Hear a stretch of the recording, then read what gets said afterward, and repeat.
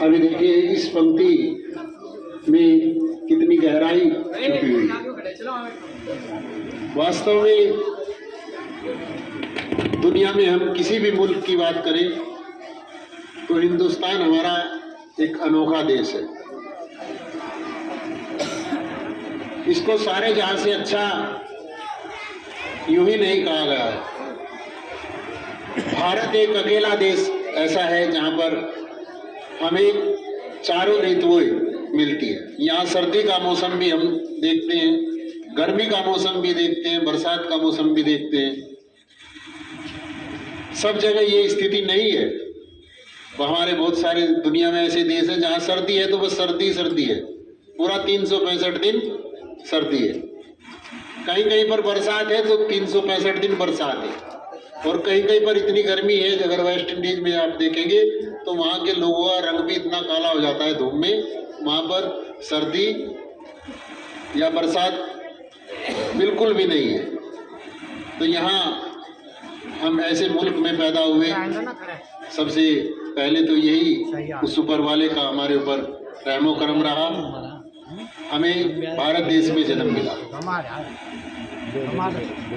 आज का ये शुभ दिन गणतंत्र दिवस, वास्तव में गणतंत्र दिवस है क्या? 26 जनवरी आज हम क्यों मना रहे हैं?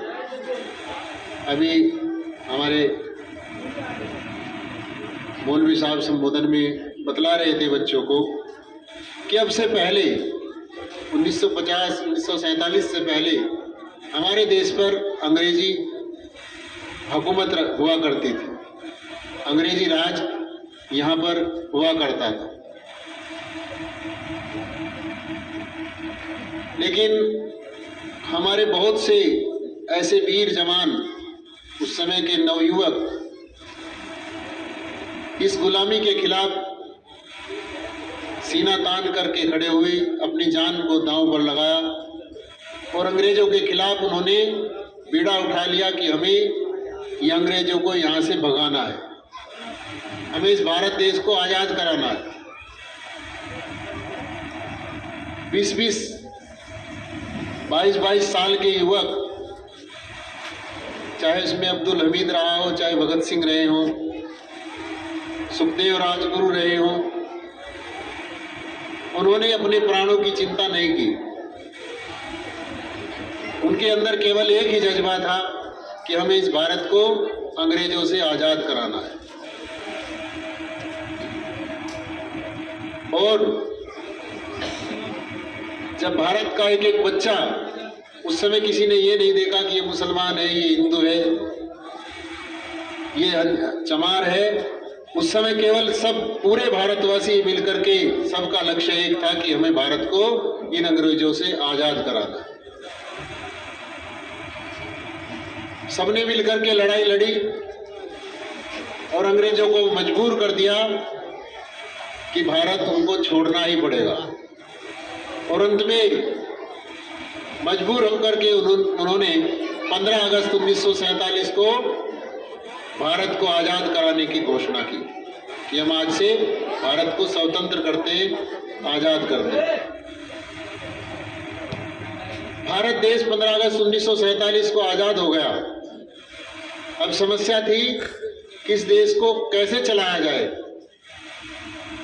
किस सिस्टम से चलाया जाए। यहाँ पर बहुत सारे अलग अलग धर्मों के, अलग अलग बिरादरियों के, अलग अलग जातियों के लोग हैं, अलग अलग विचारधारा के लोग हैं।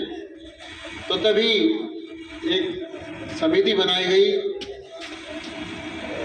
जिसके अध्यक्ष डॉक्टर भीमराव अंबेडकर को बनाया गया और ये संविधान लिखने की जिम्मेदारी उनको सौंपी गई।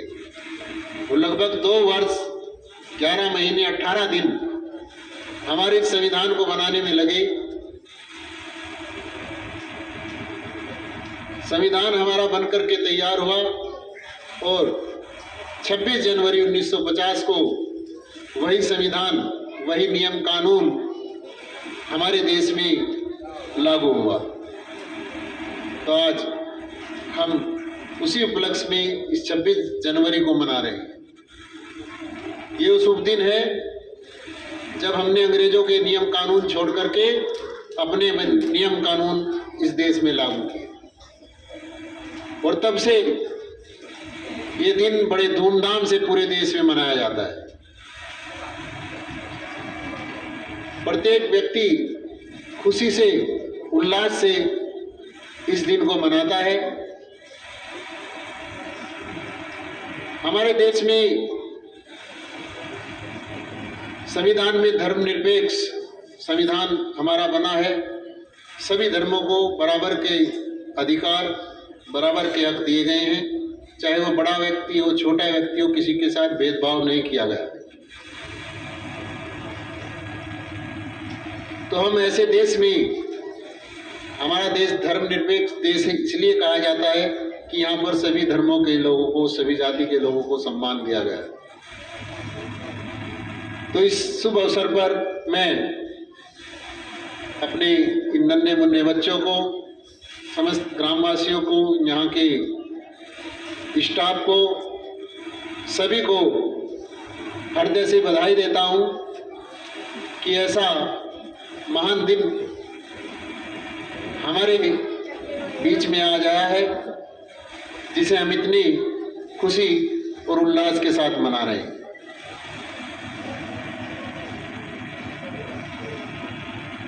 सबसे पहला हमारा कर्तव्य है इस अपनी आज़ादी को बनाए रखना।